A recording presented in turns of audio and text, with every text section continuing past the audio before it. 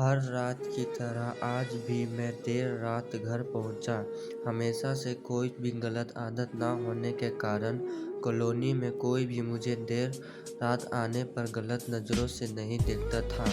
मैं हमेशा इस बात को लेकर गर्व करता था कि लोग अपने बच्चों को मेरी उपलब्धियों का उदाहरण देकर अच्छा पढ़ने लिखने का सलाह देते थे।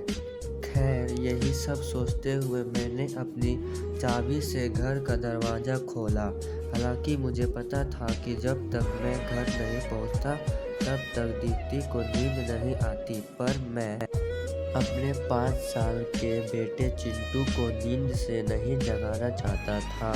दरवाजे की हल्की सी आहट पाकर दीप्ति हमेशा की तरह कमरे से बाहर आई। तब तक मैं हाथ मुंह धोने बाथरूम की तरफ जा चुका था और हमेशा की तरह दीप्ति खाना गर्म करने किचन में चली गई। हर रोज ऐसा ही होता था। सुबह घर से निकलने के बाद हमारी मुलाकात रात को खाने पर ही होती थी। दीप्ति को इस तरह की जीवन शैली से कोई प्रॉब्लम नहीं थी। एक हाई क्लास सोसाइटी में अपनी सांस बनाने के लिए किसी को इस तरह की मेहनत करनी ही पड़ती थी।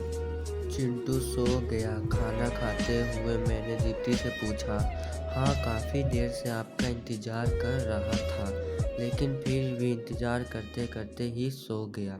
दीप्ति ने शिकायत भरे लहजे से कहा, लेकिन हर बार की तरह मैंने मुस्कुराकर बात को टाल दिया।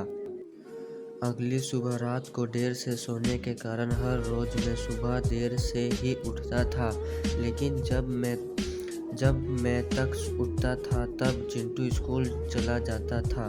चिंटू की हमेशा शिकायत रहती थी कि मैं उसे कभी बाहर घुमाने नहीं ले जाते और शायद इसी बात को लेकर वह मुझसे नाराज भी था। Please guys, like subscribe please.